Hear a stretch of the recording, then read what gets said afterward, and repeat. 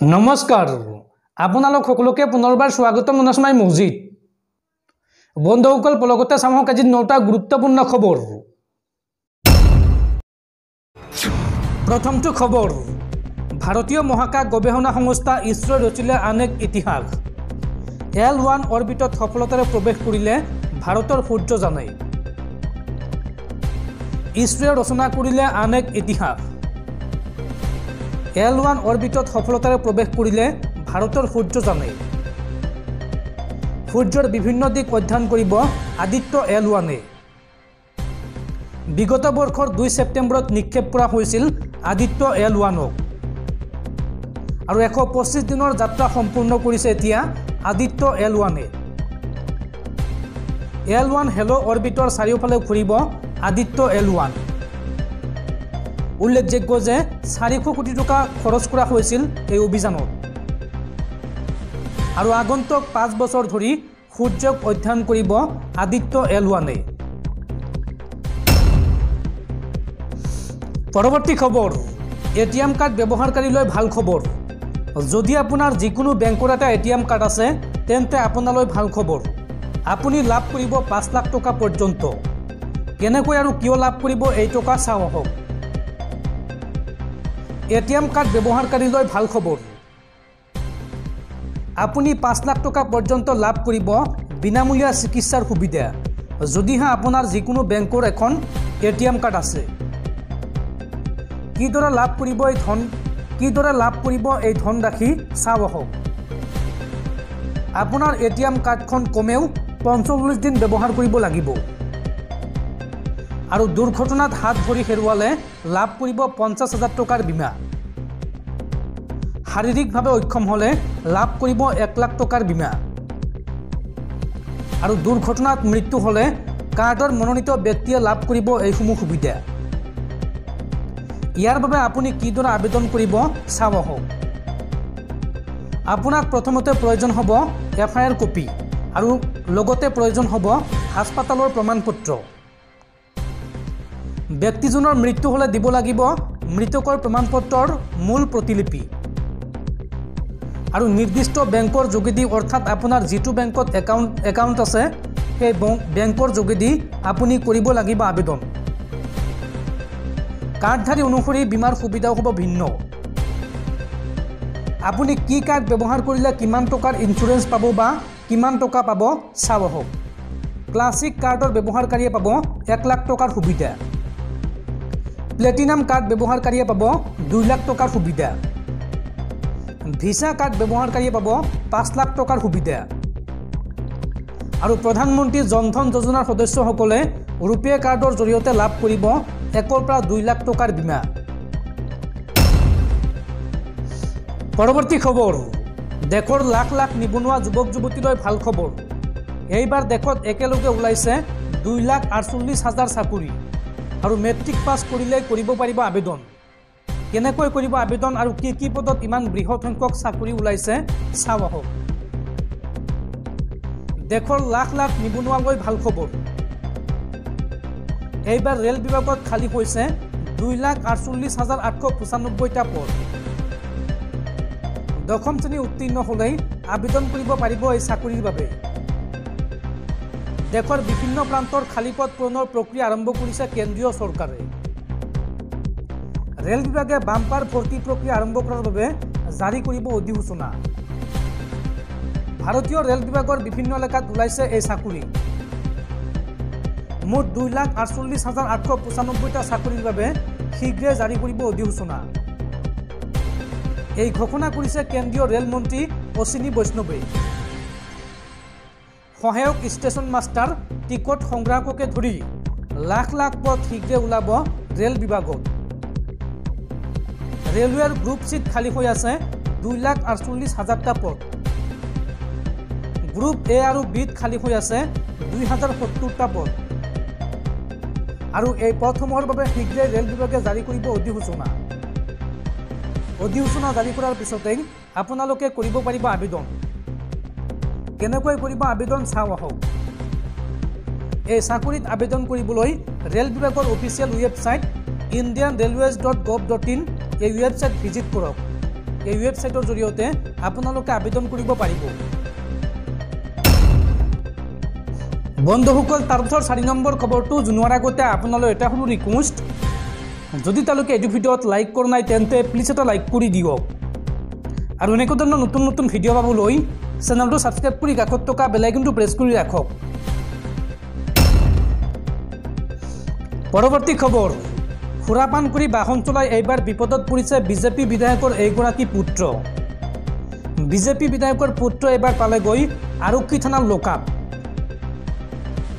সুৰাপান কৰি বাহন চলাই বিপদত বিধায়কৰ পুত্ৰ।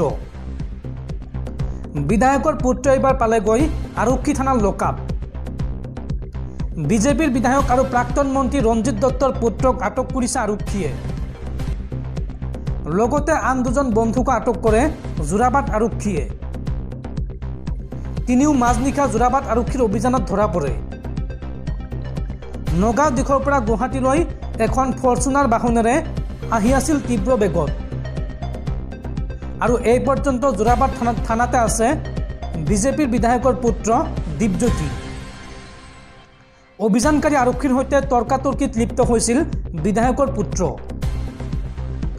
AS 32A 3333 নম্বৰৰ ফৰ্চুনাৰখনৰ গৰাকী দীপজ্যোতি আৰু ফৰ্চুনাৰখনৰ সন্মুখত লগোৱা আছিল যুৱ মৰ্চাৰ ষ্টিকাৰ।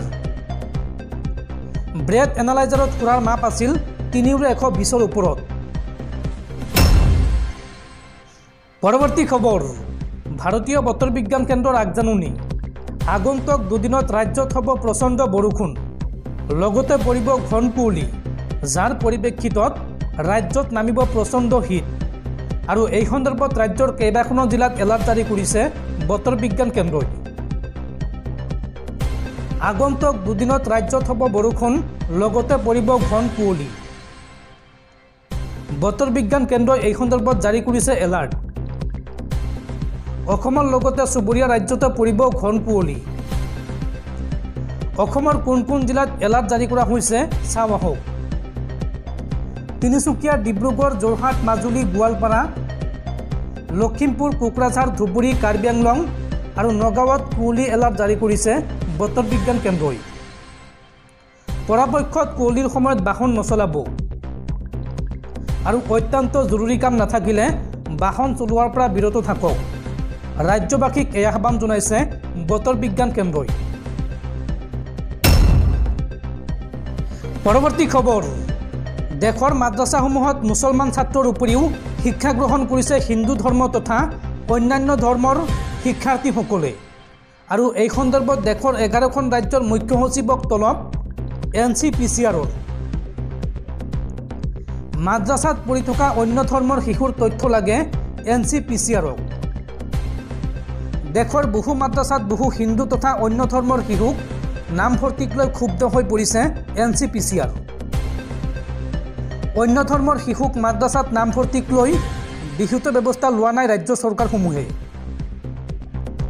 মাদ্ৰাছাত হিন্দু শিশুক নামভৰ্তি কৰাই সংবিধানৰ অনুচ্ছেদ ভংগ কৰা হৈছে। শিশুসকলক ধৰ্মীয় শিক্ষা প্ৰদানৰ বাবে দায়ী দেশৰ মাদ্ৰাছাসমূহ। মাদ্ৰাছাত পঢ়া হিন্দু শিশুৰ তথ্য বিচাৰি ৰাজ্যৰ মুখ্য সচিবক তলব NCPCRৰ। দেশৰ 11খন ৰাজ্যৰ মুখ্য সচিবক তলব কৰিছে NCPCRে। দীৰ্ঘদিন ধৰি মাদ্ৰাছাত থকা অন্য ধৰ্মৰ শিশুক চিনাক্তকৰণৰ আহ্বান জনাইছিল NCPCRে। মাদ্ৰাছাৰ পৰা অন্য ধৰ্মৰ শিশুক উলিয়াই অনাত ব্যৰ্থ একাংশ ৰাজ্য চৰকাৰ। এই তালিকাত আছে হাৰিয়ানা, অন্ধ্ৰপ্ৰদেশ, ছত্তীশগড়, আন্দামান নিকোবৰ, গোৱা, ঝাৰখণ্ড, কৰ্ণাটক, কেৰালা, মধ্যপ্ৰদেশ, মেঘালয় আৰু তেলেংগানাৰ মুখ্য সচিবক তলব কৰিছে NCPCRে। পৰৱৰ্তী খবৰ, অহা 17 জানুৱাৰীত অসমলৈ আহিব কংগ্ৰেছৰ যুৱৰাজ ৰাহুল গান্ধী আৰু 8 দিন ধৰি অসমত থাকিব কংগ্ৰেছ নেতা ৰাহুল গান্ধী। অসমত থকা সময়ছোৱাত ট্ৰাক আৰু বাছ চালকসকলক সাক্ষাৎ কৰিব ৰাহুল গান্ধীয়ে।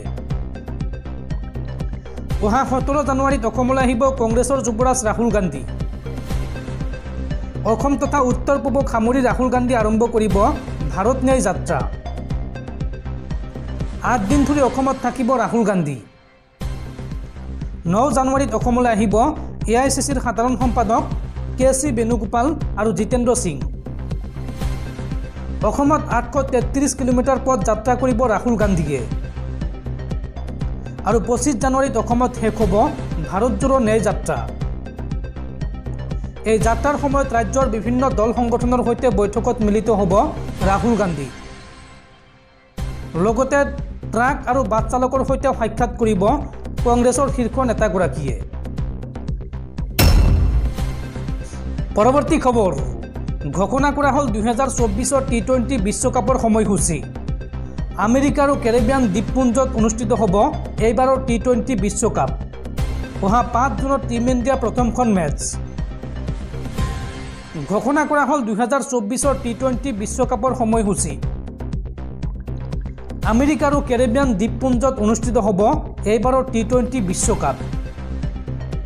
1 জুনৰ পৰা আৰম্ভ হ'ব T20 বিশ্বকাপৰ খেলসমূহ।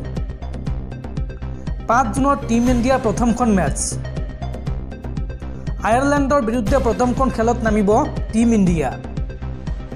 আৰু 9 জুনত ভাৰত আৰু পাকিস্তানৰ মাজত বিশ্বকাপৰ খেল। নিউয়ৰ্কত ভাৰত আৰু পাকিস্তানৰ মাজত অনুষ্ঠিত হ'ব এই খেল। আৰু 12 জুনত ভাৰত সন্মুখীন হ'ব আমেৰিকাৰ। 15 জুনত ভাৰত আৰু কানাডাৰ মাজত খেল হ'ব। 26 আৰু 27 জুনত অনুষ্ঠিত হ'ব ছেমি ফাইনেল। আৰু 29 জুনত অনুষ্ঠিত হ'ব ফাইনেল খেল।